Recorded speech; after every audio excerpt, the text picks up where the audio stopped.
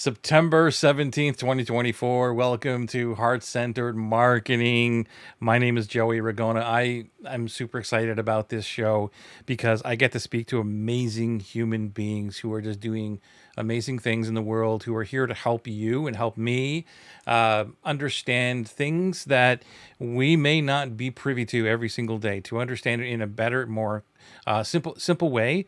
And this one I've been looking forward to for a long time. One of my dear friends, one of my very first clients, by the way, is Kay Hutchinson, and she was, one of those people that just jumped on board and helped me develop a lot of stuff through Atlas, through my company, and helped me understand how to deal with human beings better. And I really want to thank you for that, Kay, because you are just an amazing human. You've got this amazing energy, and I'm so glad that I could bring you to the world in this way. So welcome to the show. Thank you, Joey. I'm just so thrilled to be here. This is a juicy subject that few people really talk about in business, the impact of narcissism on our dream clients, tribes, and the way that we flow with colleagues. So I can't wait to dive in. Thanks for Yeah, having me this evening. you're welcome. You're welcome. This is a big one. I know that you are an expert at this. You have a story to tell about like why you're actually doing this work. And I am going to like let you lead the way and we'll just kind of jump in. You know how this goes. You've been watching me for years and years. There's no script here, but it's our knowledge and depending on where the conversation takes us. And by the way, if you're watching us, let us know by hitting a hashtag live or a hashtag replay if you happen to be watching the replay.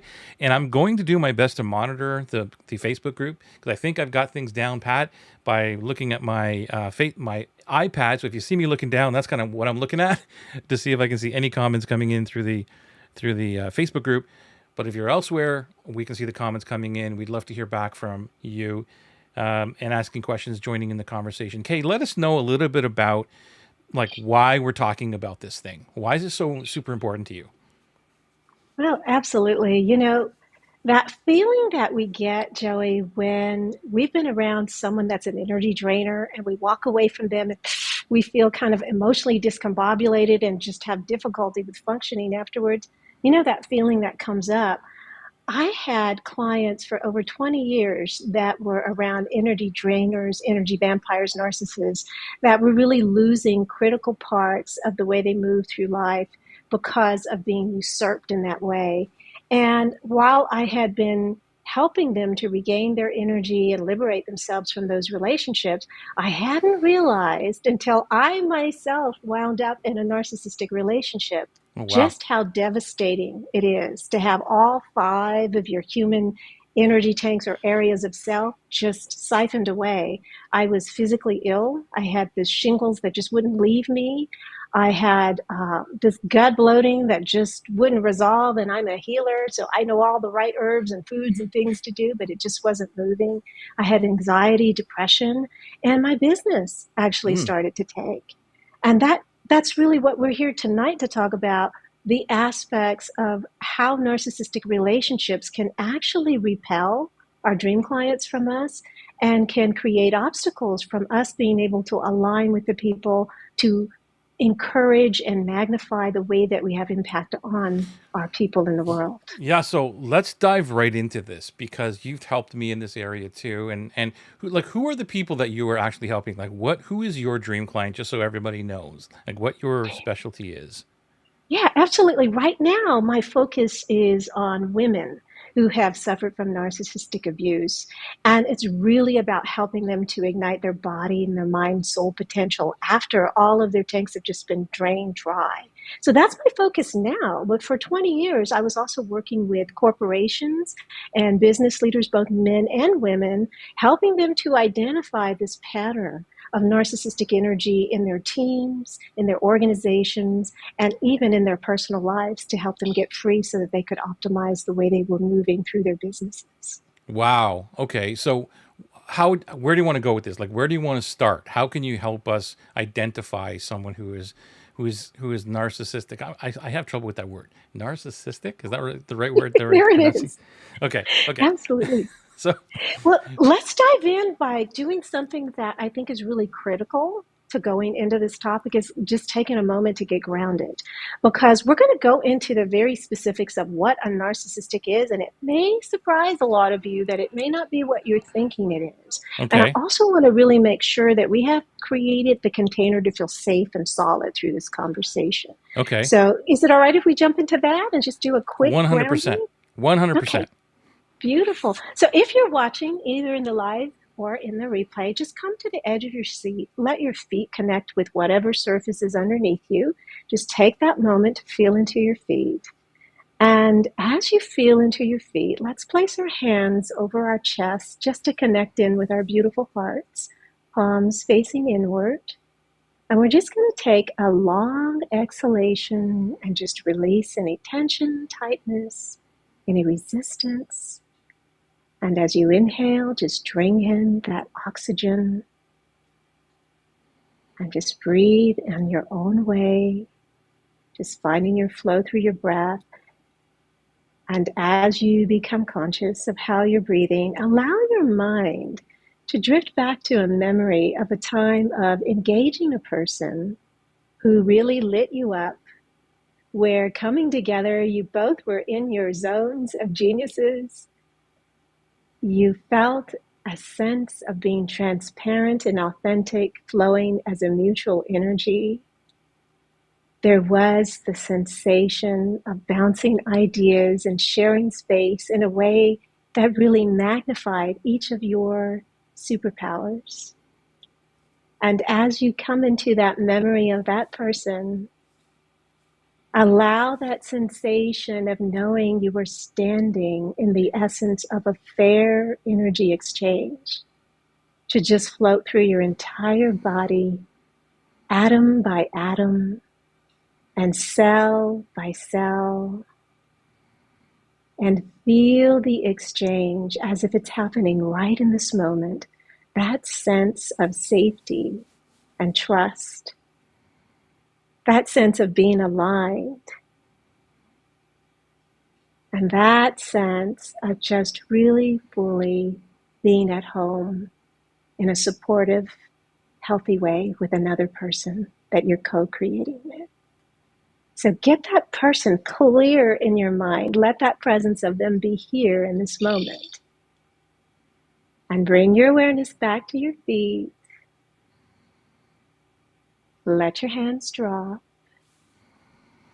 And in this place of feeling safe, we're going to just float into understanding that we are all really capable of creating these amazing relationships of a fair energy exchange.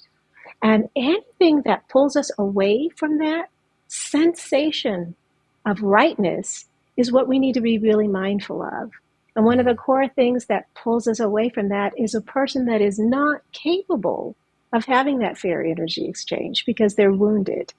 That is the essence of what a narcissist is. And I have to say this because it's kind of a pet peeve. People throw that word narcissist around all the time. We kind of have this spectrum. On one side, every single one of us is capable of narcissistic behaviors, of being kind of egoic at times. Certainly I can be, not being as empathic as we might like to be in moments where we're tunnel visioned and we're focusing on ourselves. This is called being human. And we take accountability and responsibility when we fall into places like that. Happens to all of us. But way over here on the other side of the spectrum are people that are clinically diagnosed as having narcissistic personality disorder. And what that just means is that there's 9 traits that they have. And usually the criteria is you have to have 5 of the 9 traits that distinguishes you as a person that has a level of toxicity and potential damaging way of engaging other human beings, such that when we engage these human beings that are flowing in that pattern, the number one thing we often feel is drained. And so, Joey, I remember when you were teaching us about dream clients, right? And you said to us, the dream client is someone that you absolutely love to come into relationship with. You can't wait to see them. If you were on a desert island, you would love to be stuck there with them because the exchange is even. There's mutuality. It's easy. It feels aligned.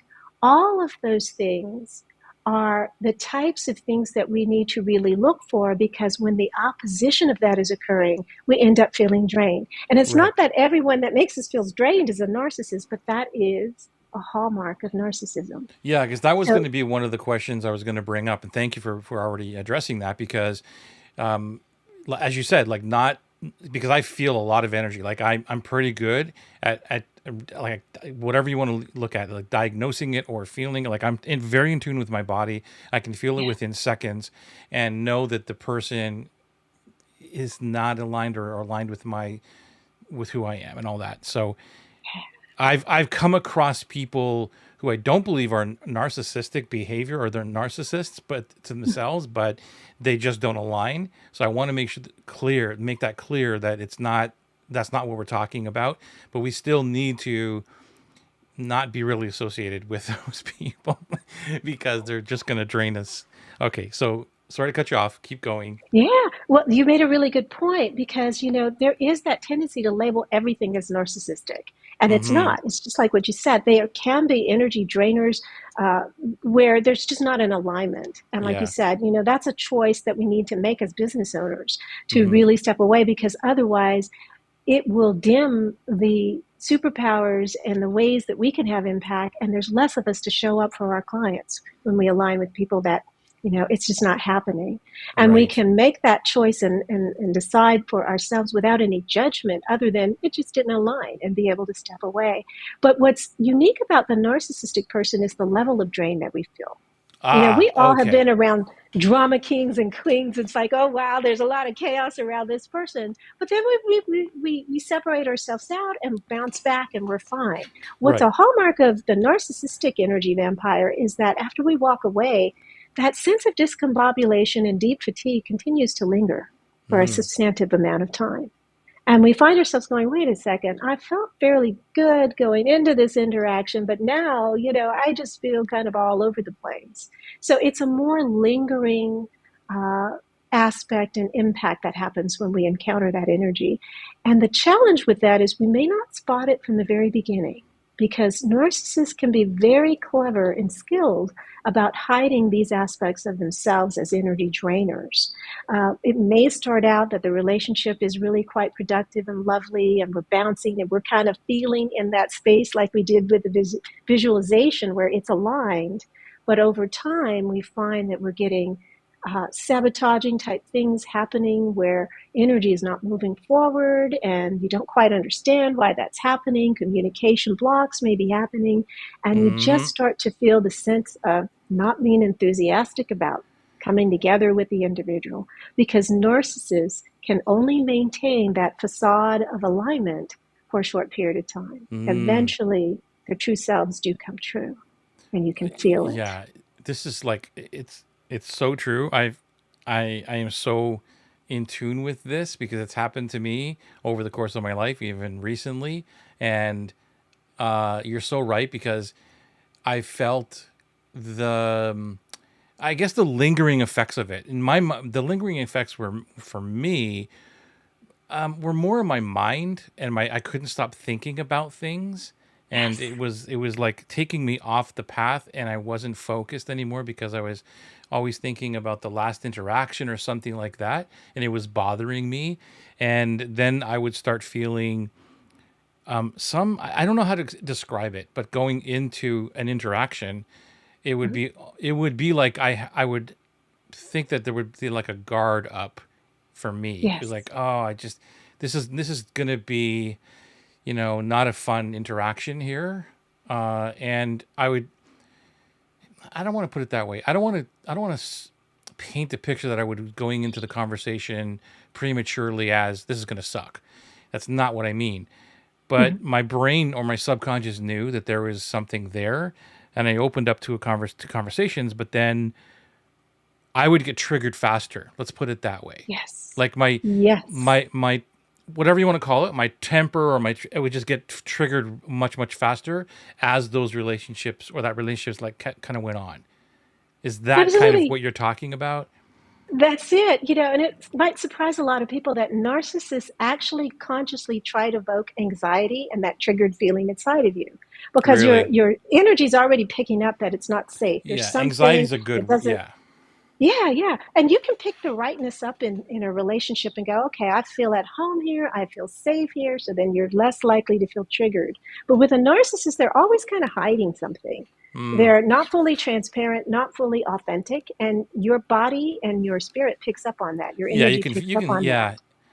It's amazing what you're saying because I don't know anybody else listening. I'd love to know. By the way, if you're here, like, let us know in the chat if you have a comment or a question for Kay about this, or maybe you've experienced some of this. We'd love to know.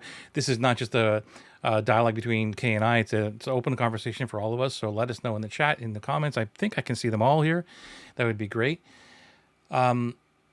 So to your point, Kay, sorry to cut you off there, but I just wanted to interject there a bit about the that for someone who doesn't feel as though they are in, I guess, in more in tune with someone, they can't pick up on energies as much as maybe an empath can, and they don't consider themselves an empath, but then they would definitely start feeling something is off, even if they're not, they don't consider themselves a true empath, right?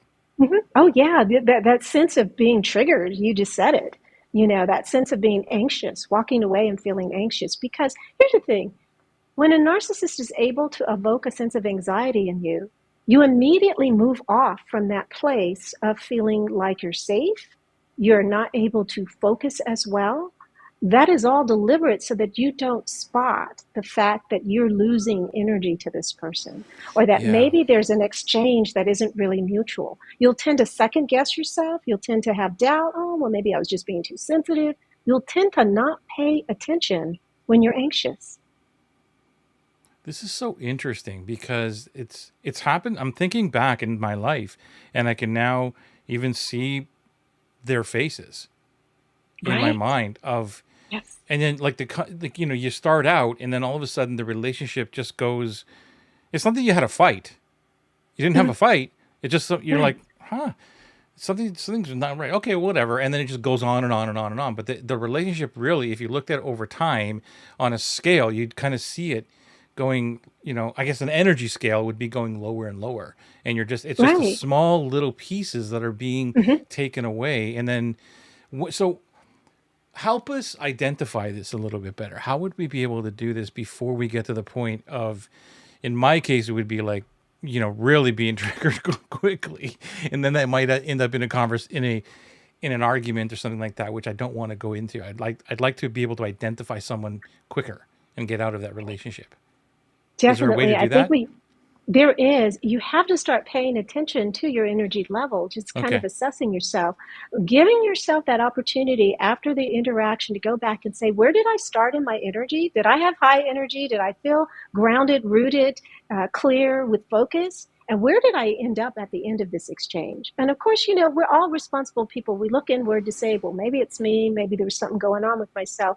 But if you notice as a pattern, two or three Ah, exchanges, that there is that decline that's happening where you start out up here and then you end up down there. That's happening with regularity. That's pretty easy to spot. I see. The other thing that you can really look for is look for the areas where there is a discrepancy between what the person is presenting and the little actions and behaviors that don't quite align with what they are presenting to you. Right. Right. Those things, and you said it, can be subtle, but it shows up. So it usually isn't something that's going to really come into your consciousness after the first meeting. It usually takes about 3 to 5 meetings, interactions where you start to get, and your body starts to sense that there's something that's off.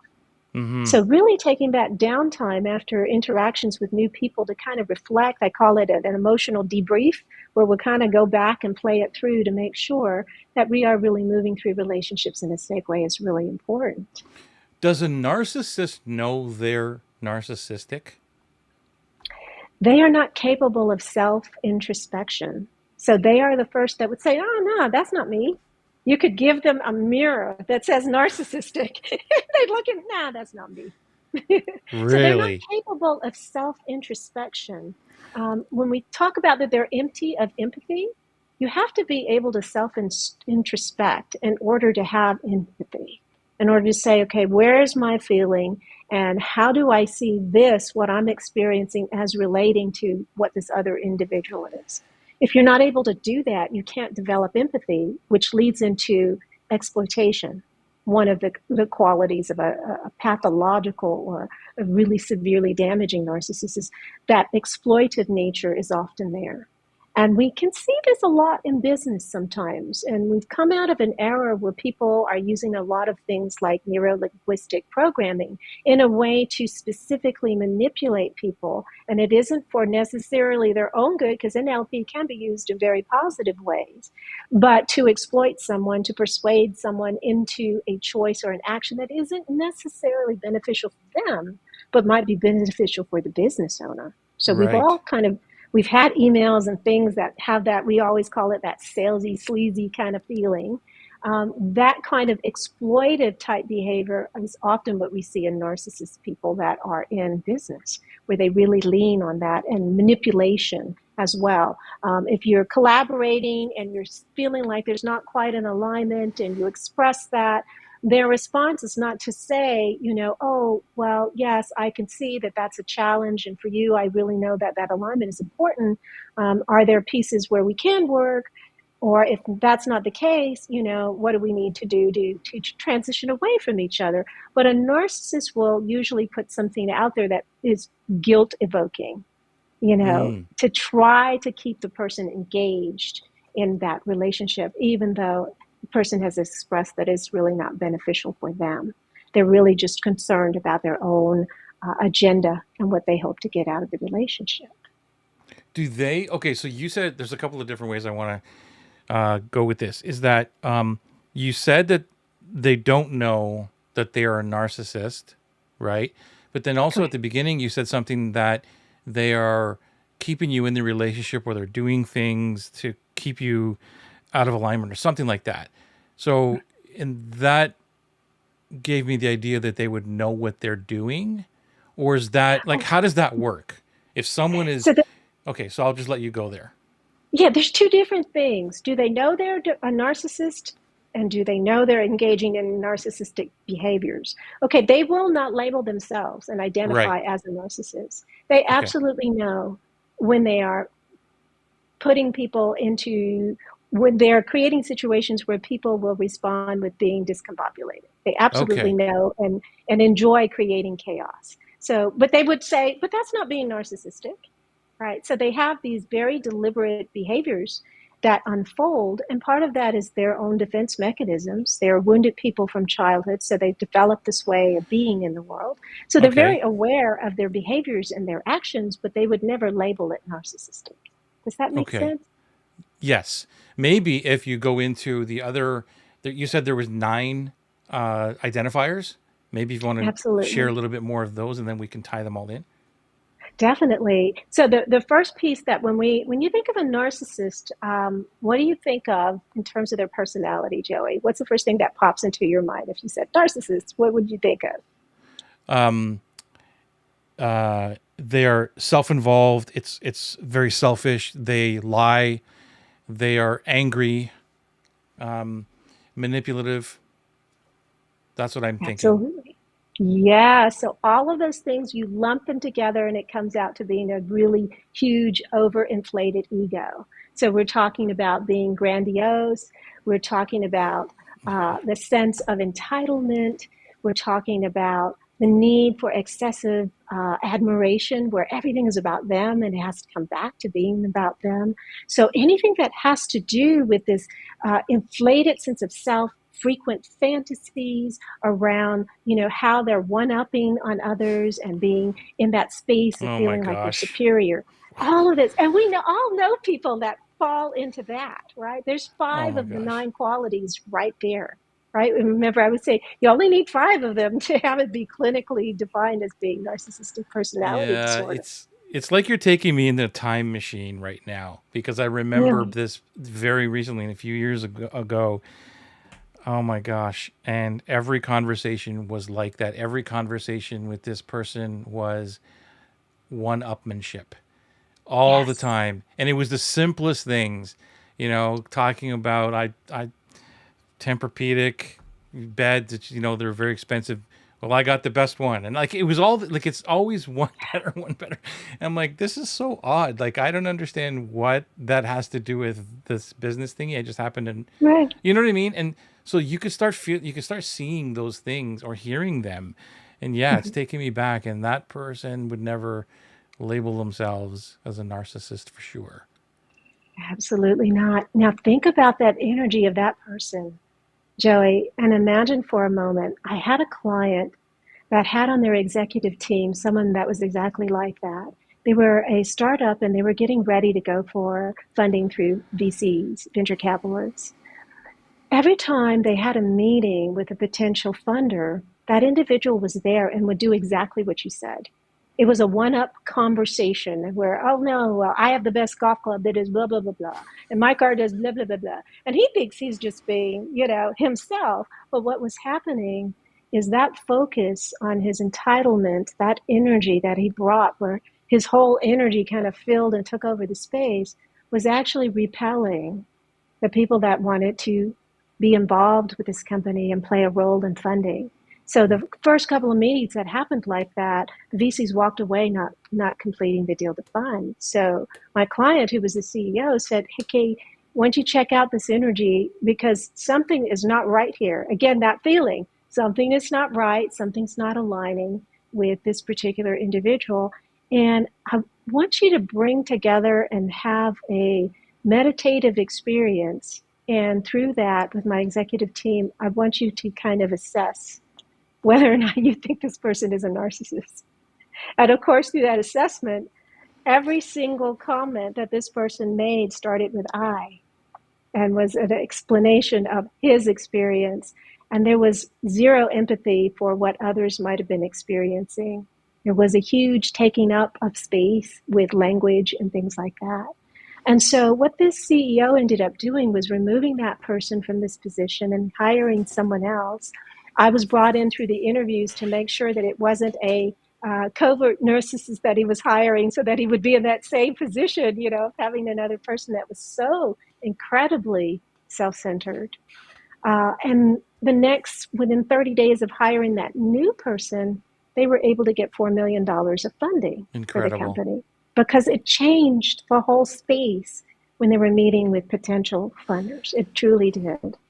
Yeah, because even with it, correct me if I'm wrong, but if you have that type of a person in that environment in the boardroom or whatever, and you're not even engaging with that person, like I'm not making the deal or something. I'm just kind of, listening to the conversation. You could still feel that energy, even if it's not Absolutely. directly to you. I mean, it's a lot stronger when they're engaging with you, but you could still feel that something is off when you're watching from the sidelines. Is that right? Or am I That's totally off base here? that's absolutely right. It's ripples of it. And you know Mm. how you said sometimes the feeling still lingers. I call it energetic hooks when Yeah. we are around the narcissistic energy where your mind still returns to it. Now, just imagine if you're a person on the sidelines but experiencing that, you don't have a cognitive concept of where this energy is coming from because you didn't have the actual interaction. You're just in the space and kind of feeling the reverberations of it, right? But you still will have those sensations of being discombobulated in some way. And it will be even more damaging because there's less of the ability to understand where that came from.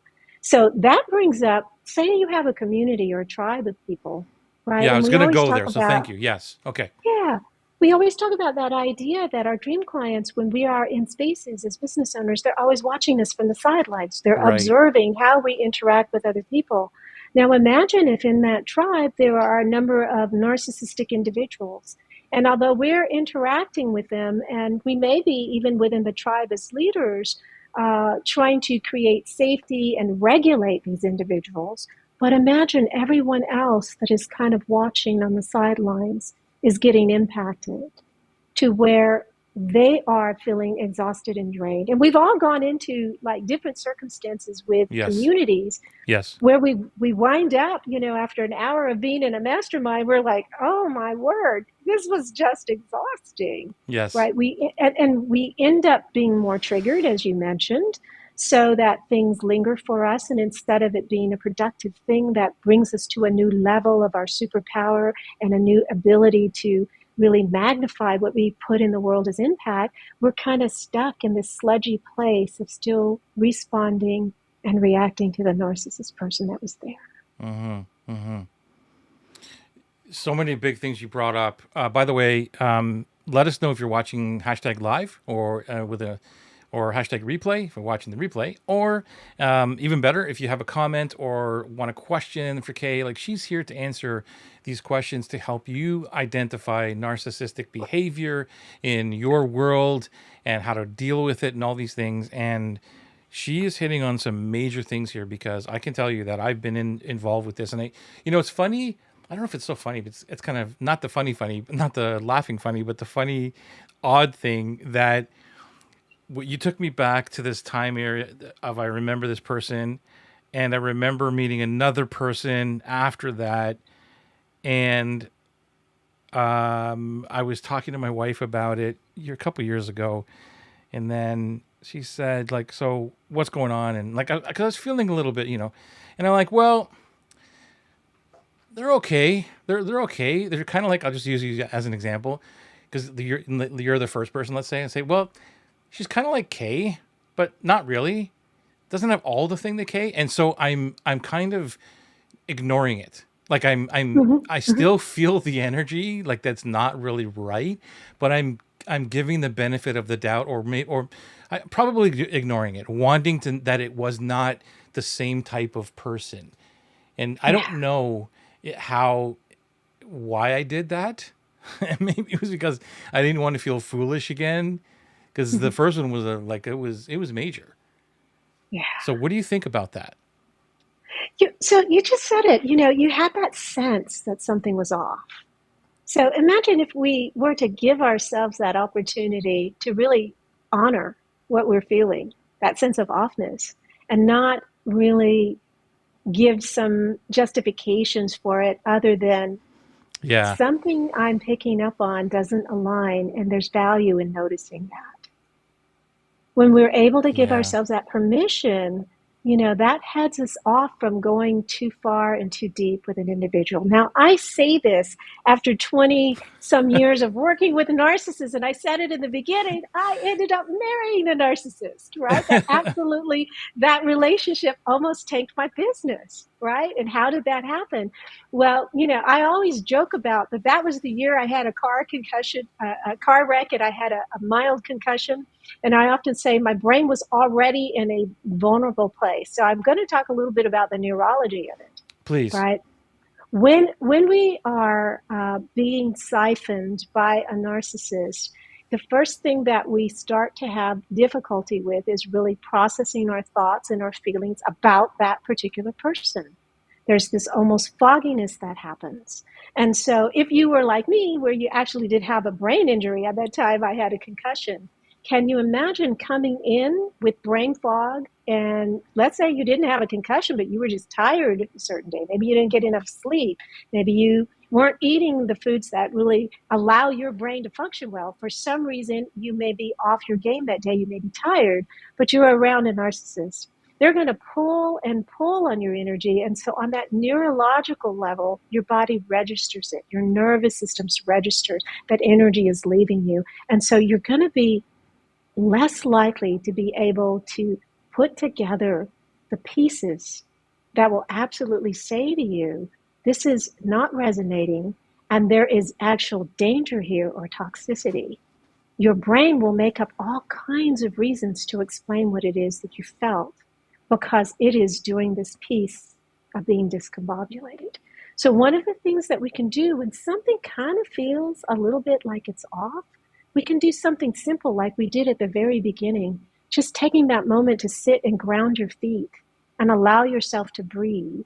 The breathing begins to calm down the longest nerve in our body. And when we allow that calming to happen, suddenly we have clarity. So it was those methods that as I moved through that relationship that I said, I feel like I'm getting off more and more kilter, and I'm not able to make the decisions that I need, not just personally, but in my business. And then I noticed also too, my dream clients that had been with me for 15, 20 years began to kind of be repelled, where they started to drift away from me. They started to make less appointments. All of these things were happening at the same time. And so Is I that just because saw of, it as a world. Mhm. sorry to interrupt, is that because of the energy you were emitting, because of the energy that being drained from you? Because they weren't Yeah. interacting. This is, you're talking about your spouse, right? Yes, So yes. they weren't They weren't interacting. interacting with them. No, they were So the feeling it energy in was me. coming from you, but Yes, you're not a yes. narcissist, obviously. Hmm. So that But energy what was drain was coming, was being drained from you, but you're emitting a different energy that was repelling your dream clients. Am I getting that right? That's right. I was no longer showing up for my clients with all five of my energy Ah, tanks vibrant. I wasn't that joyful Tigger K that they were used to seeing. I'm showing okay. up depleted, right? I'm showing up with parts of my soul hurting, parts of my brain.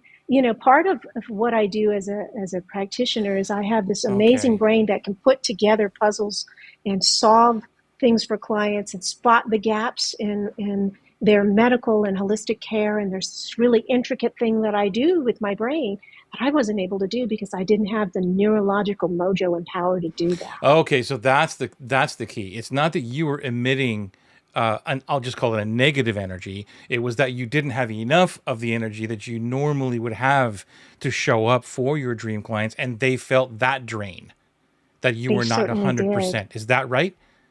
That's right. And I would even say that there was somewhat of a negative energy No, because, that's what I mean.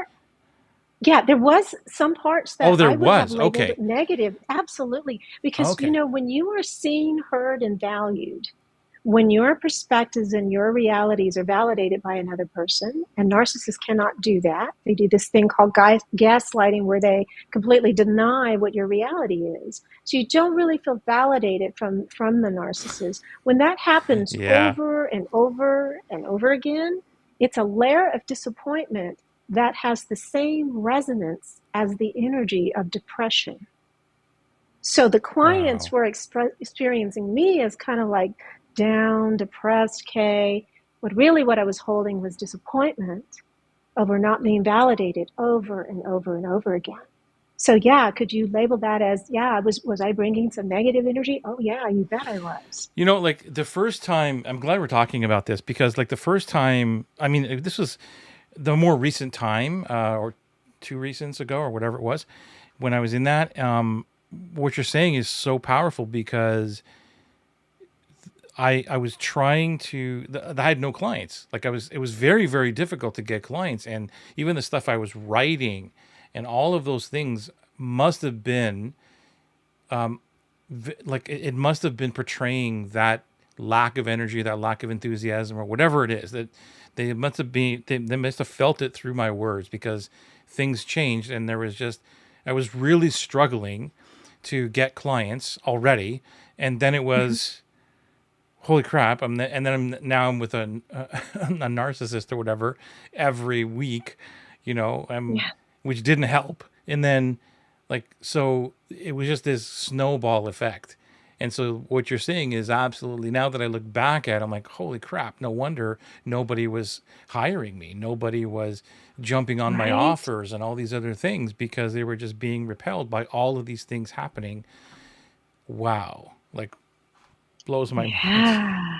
Blows my mind. And that's the subtle part of it, Joey. So whether you're in the replay or in the live, if you are struggling to really get those dream clients and you feel like you're doing everything that seems correct on a business level, but they're just not showing up for you, you might want to take a look in the world to see, where in my world is there perhaps an energy usurper? Where is there a vampire in my life? Where might there be a narcissist?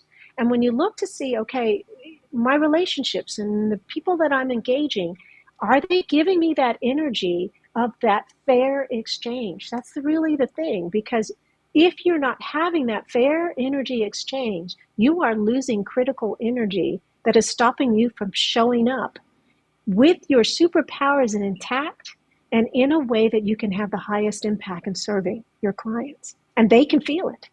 They can absolutely feel it. And the key thing about this is, I went back to the clients that saw me go through all of this, turmoil. And they were like, yeah, Kay, you were really different because now that you're out of that and you have recovered, we can feel you teach this idea about the 5 energy tanks. We can see that you recovered that because it's like you're aging backwards. And it's Wow. true. It's like I'm 60 years old this year, and there are physical things that I can do that I couldn't do in my 20s Yeah. because now I have this energy that has been restored to me. There's a level of peacefulness and emotional stability that I have that I could not have even imagined would have been restored to me. Right? Yeah. There's a sense of spirituality and being able to connect with source that is steady, and they can feel that in me, as well 100%. as the ability to have that sense of creativity and abundance flowing in, so that people are like, wow, there's no energy of scarcity around you, Kay. And I was just telling you, Joe, I just hired a VA and all of this stuff. It's like these things are percolating because I want to be able to have more impact and really take the reclamation of all of these energies to really share it with other people too. Yes. And my new VA is so amazing. He's like, I just want to help you free more people, okay, so that they can also reclaim their energy too. So there's a huge difference when we start to step back. That's why it's so critical that we take that time to look around and just notice what those relationships are like. Yeah. And if anybody out there is having problems with saying, okay, I am noticing things, but is it really narcissism? Is it not? Just reach out. The information is right here. Let's talk about that because I think it's really important to be able to zone in on where you're losing that energy and to take the steps to what I call clean house to make Yeah. sure that it's no longer holding you down. And maybe Yeah. we could talk a little bit about that cleaning house piece For because sure, that can because be, I you know, I've been through this recently, and again with your help too. So I really appreciate you. And it was like cleaning house, and it was an immediate thing. Like it was like within hours, not even within the first hours. I'm like, wow, this is. I just feel as though a monkey has been lifted off my back. And I didn't even know the monkey was there or what it looked like. I'm like, okay, this is amazing. But before we go down that rabbit hole, Collie, can you see on the screen? I'm not sure if you can read that or not, hey, Kay. I do. Hey, Kali. Kali is saying, hey, hi, beautiful Kay. So great to see, hear, and be with you. This is such a great topic to explore. I've been through 2 personal and 2 professional situations that are exactly like this. Absolutely, Kali. And And she's saying, I now pay attention to my energy and others. Love and soul hugs. Ooh, love and soul hugs to you too, Kali. Yes, absolutely. And when you have that combination of it happening in your personal life and professionally at the same time, it's a double whammy mm, because it's almost as if no matter what environment you go to, professional or personal, it's a magnification of the impact of the narcissist. You feel even 10 times or tenfold more tired. And there's really important idea of being able to carefully extricate yourself from one area and then the other. It's hard to extricate simultaneously in both areas. I wow. had professional vampires in my business at the same time I was going through the relationship with the narcissist. And so I had to first extricate on the personal level and get that foundation and rooting that then gave me the energy to extricate on the business level. So if you're having it both, just pick one of the 2 areas to work on. And Joey, what do you think is the thing that served you well in cleaning house? How were you able to do that where you felt that energy shift in such a short period of time? Can you share a little bit about that? Yeah. So it had a lot to do with trusting my gut.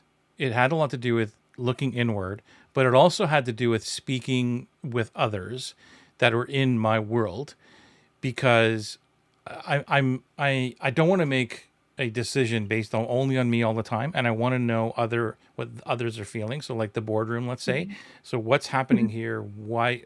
And and I'm also looking for patterns. So when I'm Yeah. if people are exiting my world or they're not engaging as much or something like that, and they're saying the same type of things, one Mm-hmm. of them I'll give you the word is safety.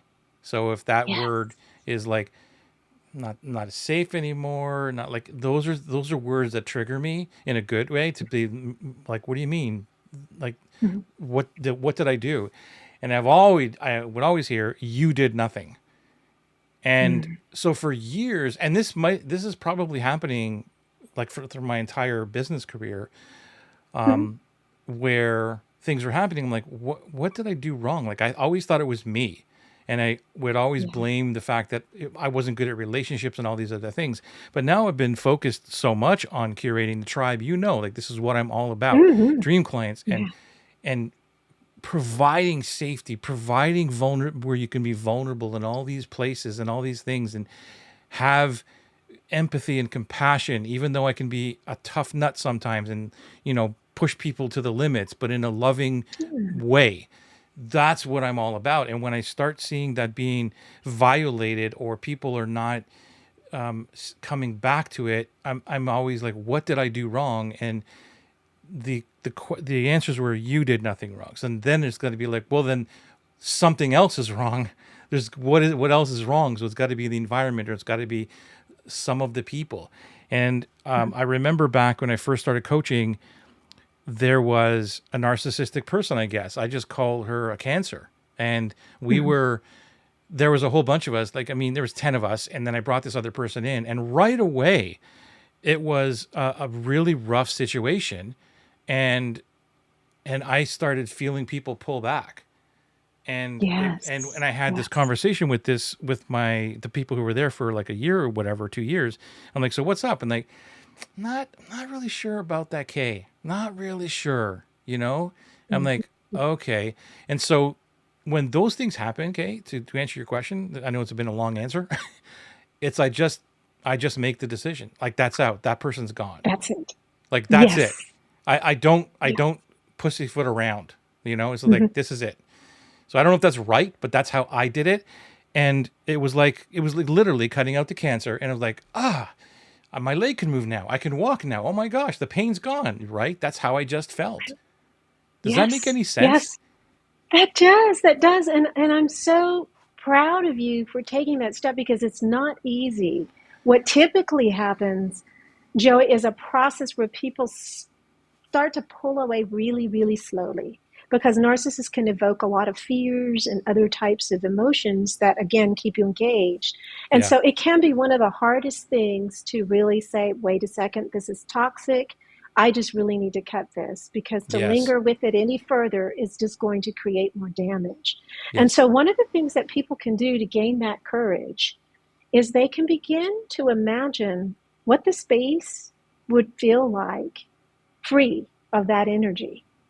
They can also remember if it's a community or something like that, or even a relationship, what was the exchange like before the Before. cancer or the toxicity showed up. By getting back into that space and connecting in through our bodies of situations that actually felt imbalance, then we are able to take that step to say, I deserve to return to that space. I deserve to go towards the future that is free of the cancer. I Mm-hmm. have both the past and the future as bookends here to give me the mojo and the energy to do what's necessary. And often it is really not just about you, like you say, it can be so much bigger than our own individual journeys with the narcissist because we have that ripple impact on others. And I always say, if you can't make that break for yourself, do it for everybody around you and everybody that deserves to have you functioning at your highest level and serving at your highest level. Yeah. That's Because sometimes we huge. can't make the choice for us, right? We got to do it Yeah. for those who need us. I think that's like, we need to highlight that. I mean, there's a whole bunch of stuff we can just underline here in this conversation. But what you just said is super important for anybody listening to this, because if you are in this community and in my world, I would imagine that you feel the same way, that you really care about your community, your tribe, whatever you want to call them. And number one is that I've worked so hard to become a better human, like every single day, try to be better than yesterday, a little bit better. And the relationships is something that I've focused on and trying to get better at. How do I become a better relationship person and all that. And And the tribe and protecting the tribe is the number one thing for me. It started out with like, let me get a program going, or a tribe or something, like, some people. But then it was, it became, when I had just a small group of 5 people, it was like, wow, we're all getting along. This is really, really cool. And I learned that it was more about protecting them than it was about getting more people in just to fill the cohort or the program or whatever. And Yeah. that's when I learned that process was, it's all about them. Yes, if I feel a strong, I think there has been a few things that have come in that I didn't really feel aligned, and okay, let's kind of part ways here, and that's cool.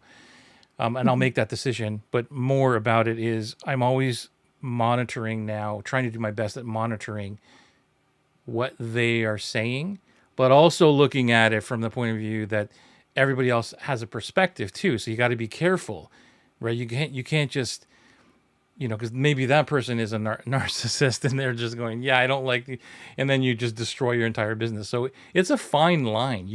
I think that correct me if I'm wrong, but I think that it really has to come down to, a lot has to do with being in tune with who we Yes. are, the energies that are around us.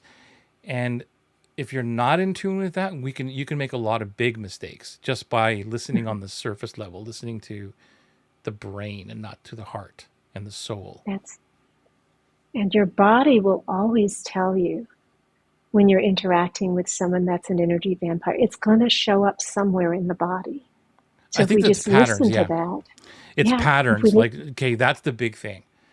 mhm, So I don't want someone to listen and say, "Oh, well, this person, pissed me off yesterday." So that's not what we're saying. mm-mm, We're yeah, saying that if it's a consistent pattern and you mhm, feel energy being drained from you, and then so especially if it lingers. And those are the things, and I'll admit it, that I ignored, because the energy would be drained, and I'm so used to that type of things happening because I've been an entrepreneur my entire life. And mhm, maybe I was dealing with narcissists way back then too, and I didn't know it. Or but maybe it was my brain just saying, well, you're just not having a good day right now. Let's just chill. Let's go do a meditation. Let's just, watch Seinfeld for 30 minutes or something. Like, let's mhm. just unplug, whatever, and then you'll get over it. But it was the lingering, and I'm talking now more recent stuff, is that lingering energy drain that I was trying to Yes. just push away as, well, this is just an entrepreneur thing, whatever, right? Mhm. But now I'm And more you're in tune not, with it.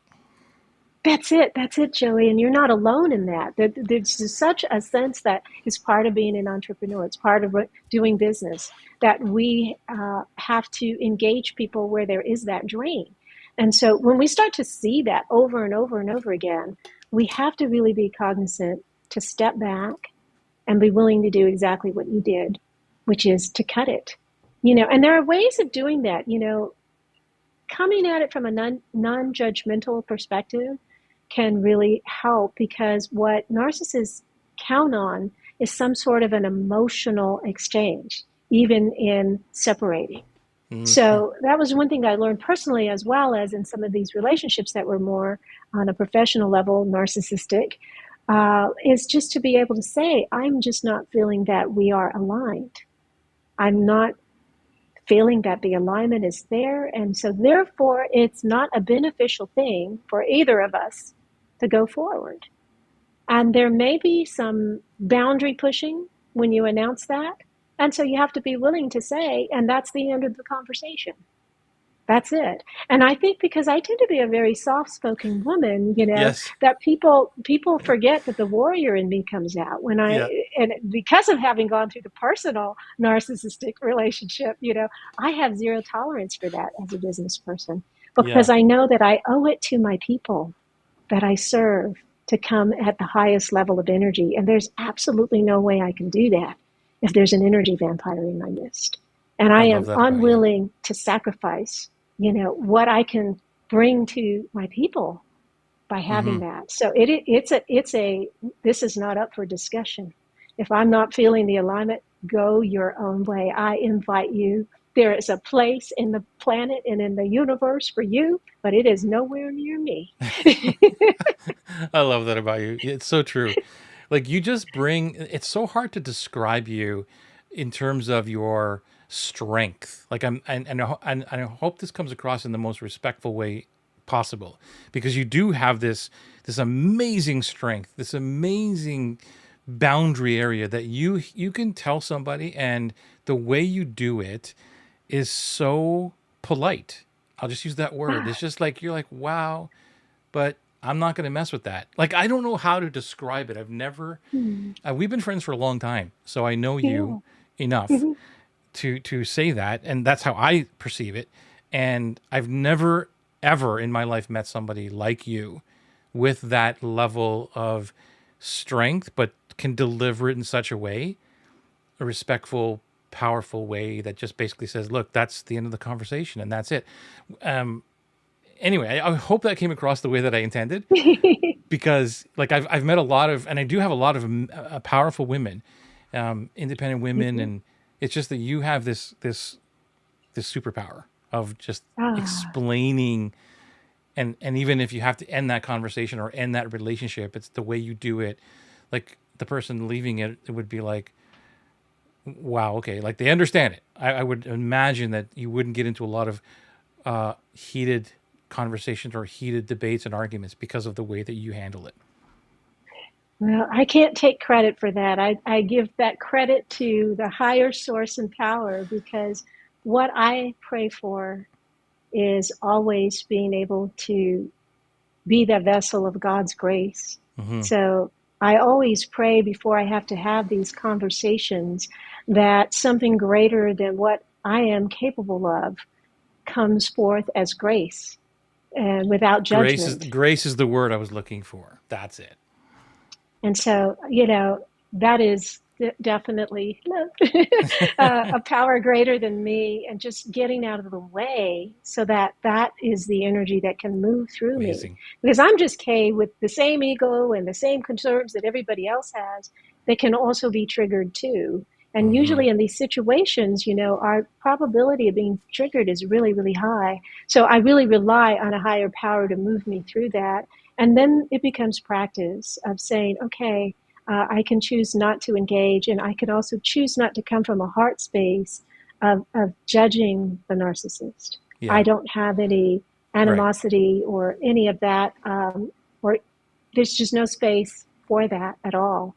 It's like, Right. there's a place for you, go find it, It's just just not far here. away It's from just not me. here. Yeah. I love this. Thank you, Collie. You're saying I was seeing a psychologist read the book Without a Conscience. No contact means no one. No, Wow. yes. Okay, cool. And he also wrote Snakes in Suits. Are you Ooh, familiar with these yes. books? Okay. Hmm. Yes, Yeah. yes, absolutely. I love that one, Steaks and Suits. And it's like, Wow. ooh. That's And got that's a really cool title. That's got me intrigued. it is. Because that's kind of what it is. You think about a snake, and how they shed their skin. Yeah. After a while, that's the narcissist. They can only maintain the facade for so long before they shed that and you see what the truth is. That's So, incredible. We just have to get better at seeing it before that, before it's damaging to us, right? That's the absolutely. major thing. How would you go about explaining or giving like maybe a real quick one or two tips for someone listening right now who wants to look at what's around them, and then see if there are people like this in their lives, especially in their client base? Definitely look, number one, to see where you're losing energy, who's making you feel lit up and bright and empowered and excited about co-creating, and who is not. So that first piece, about drainage and exhaustion is really important. Look to see, when you're looking at your relationships, to see who is validating your perspectives and your superpowers and celebrating you, because narcissists are not capable of doing that. And then the last part is listen to your body. If you really pay attention to your body will reveal to you the moments when you're feeling aligned or not. For some of it, it's a fluttery stomach. For others of us, it's Yeah. literally a shoulder or pain in the neck. There's always going to be something in your body that will absolutely alert you to a dangerous situation energetically, that something is not serving me well. So if you do those three things, you'll always be able to have that space to really identify what is in your world energetically and the choice to step away from that which is not aligned or beneficial for you to partake of. Yeah, the butterflies in my stomach is definitely the trigger for me. Like I can feel it right away. And like some narcissistic people are really great at pretending, right? Mm-hmm. They will give you praise and all of that. Oh, And yes. so I've run into that before, but my body was off. Like That's it, my stomach was off. So it was a right? lot of it was praise, but I'm like, okay. And I would just ignore that part of it. So That's a form of love bombing, even in oh, professional okay. I situations, wanted where you to talk someone's about giving that. you this adulation, and it can happen in different ways where they praise you for a particular thing, but then your body goes, I didn't really feel like it. It could come in the way to trying to create the sense of false intimacy, like the person that you barely know. Hey, Kay, hey, we're sis. And it's like, you don't know me like that. I'm not your sister. And this, so it's this level of familiarity to say, hey, we have this coolness and connection that really isn't there. So it can show up in that way too. It can show up where there's an over expression of compliments. It's Yeah. like every other thing, the person is like rooting you on and rallying you on, and almost as if your ego or your sense of self is so low that you constantly need these words coming in, like you have no way of validating yourself. And it almost sends that message that you need me to validate you. And there's a difference between healthy validation, where somebody is acknowledging and affirming your choices and your beliefs, or saying maybe I don't agree with them, but I hear you. There's a Uh-huh. there's a Right. validation that's like that versus this over praising thing that can happen. So we have to be alert to that because we're humans. We love to have our egos stroked. So when people say kind things, praising things, we have to really take a step back. And again, when we're in that space of grace, it's really easy to understand that when we are receiving a compliment, it is about a source that is allowing us to do something well. When we are in that space, we Right. immediately remove ourselves from that egoic place that narcissists try to really speak to. Our bodies will say, that didn't feel good. They're saying those words, but it didn't really feel good. So paying attention to that is really important too. And recognizing what wounds are coming up in us that we so much need somebody to kind of love bomb us. The healthier we are with being able to fulfill ourselves across our 5 energy human tanks, that we're keeping those tanks healthy and making sure that we're building good relationships in those 5 different areas of ourselves, the less we are going to be susceptible to false praise and false adulation by those in our world. Yeah. Yeah, I hear what you're saying. Like when I look at it, I like the word love bombing, but I wasn't, for me personally, I wasn't in a place where I needed it. It was Mm-hmm. more of a identifying, okay, this is happening a lot, but then there was something else off. So it was kind of like I don't know, like a filter of some kind or whatever. Whereas like that, what it was a surface level, when you're dealing with Mm. whatever, what's the problem? And, they say one thing or two things and you know that there's deeper issues. The first couple, they're not really the real issues. It was kind of like that, where it was like, okay, well, that, what you said there was cool. And it just goes right by and I don't really identify with it, even though it might be a compliment or something. And then, but then the feeling of the energetic exchange was off. So Yeah, it yeah. was like the conversation was this top level thing that really wasn't there. It wasn't like a deep thing. Does that make sense? Mm-hmm. That makes sense because So I they're was only told, capable yeah, of superficiality. Yeah, exactly, yeah. yeah. So that's where, like, I'm blessed. I'm very thankful that I am blessed to have this ability to feel the energy, even if it's on Zoom like this or whatever. I can feel it all. Mhm. Like I know it. So I'm very blessed.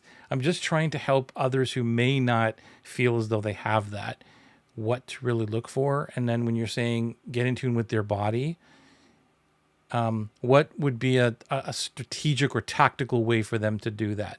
Let's bring it to a real world thing where somebody has a group format or program or something, and they're teaching. They're so nervous about, people just paid me money, and I want to make sure that this is all working. So their focus is on all of that.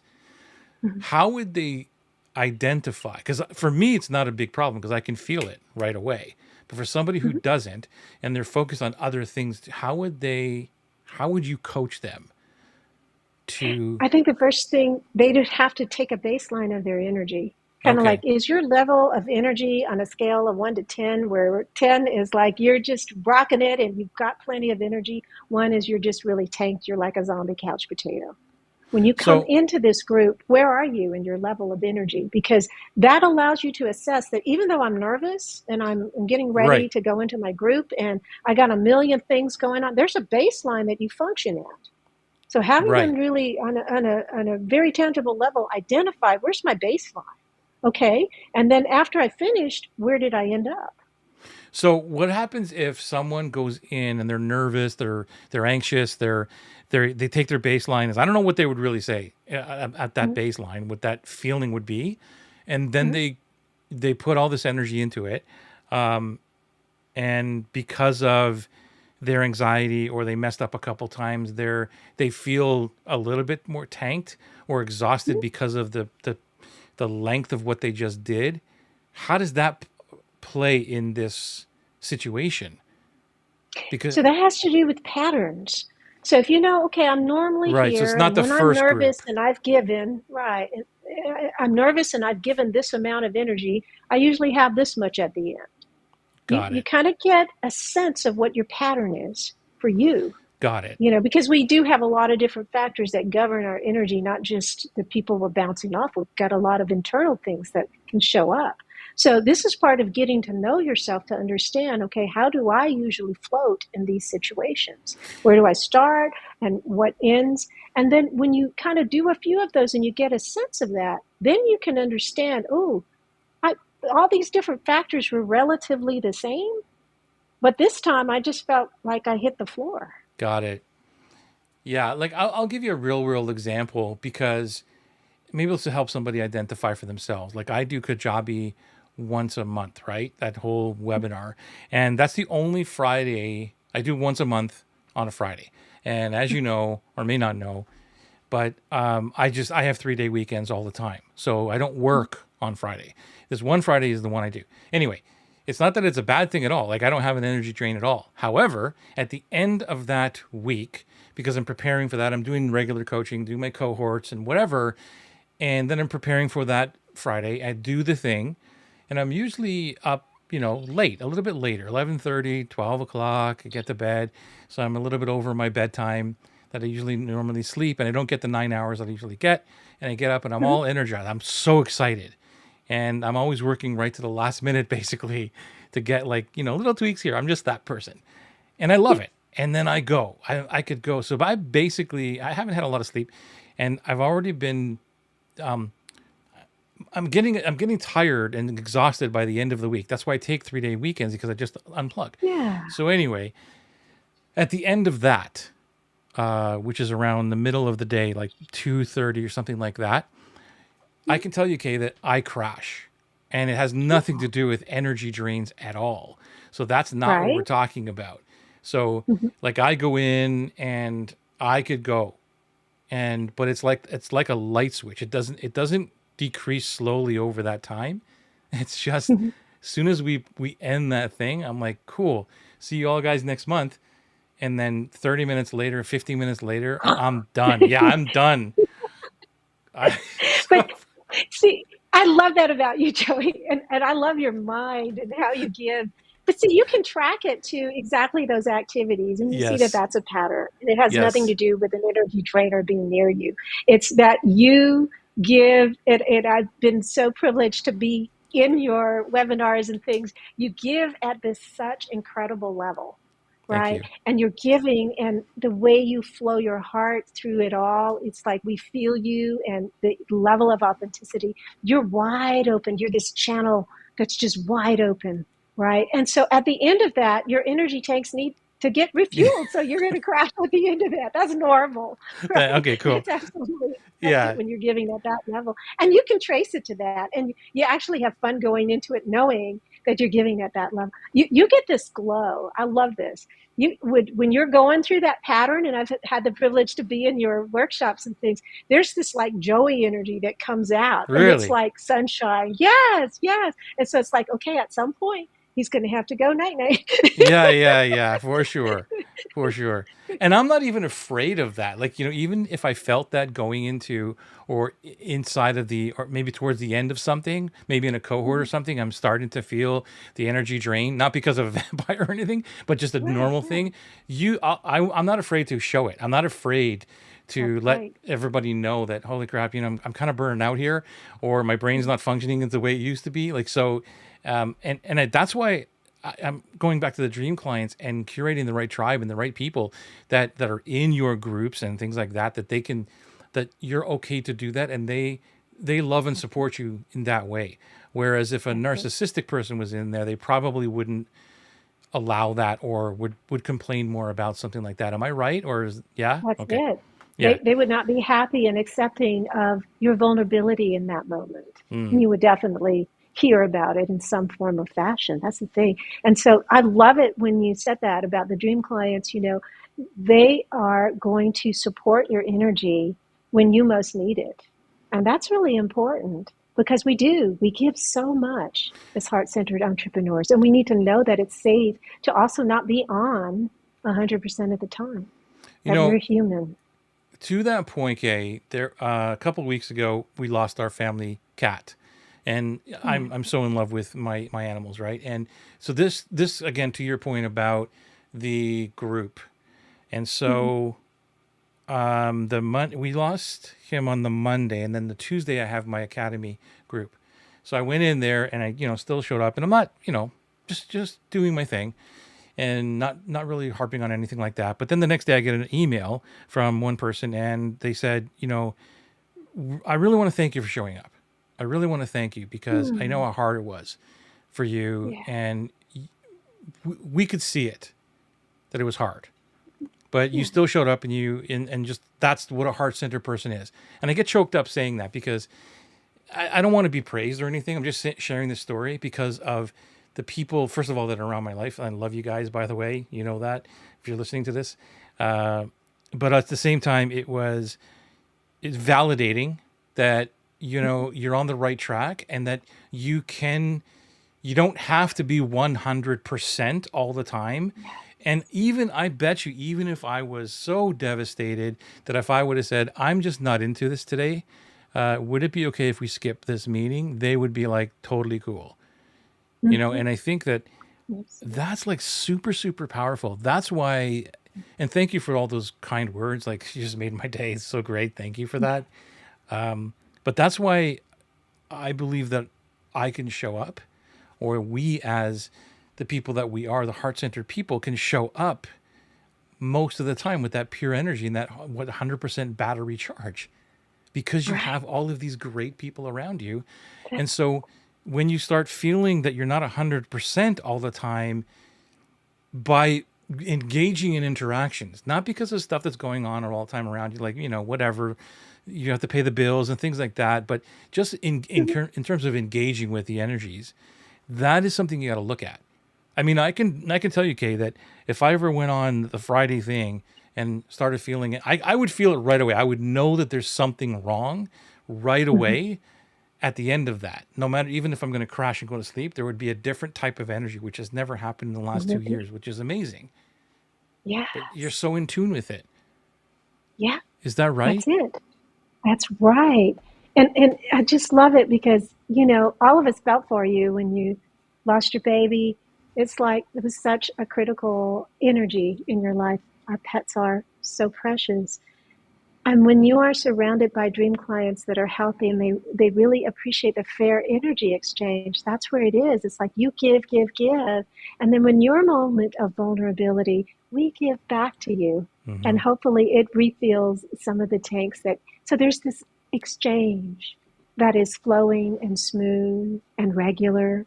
and that we can actually rely on it and count on it. There's the sense of safety there, that it's there for us to partake of on either end. That's so important. So It I love is. that, we have created this in our worlds, and I'm just so blessed to know you and flow with you and be with you in these ways and spaces, because I think together, as we ripple this out, so many people are going to be able to come into that place of just allowing themselves to also value and notice their own energy and notice what's around them.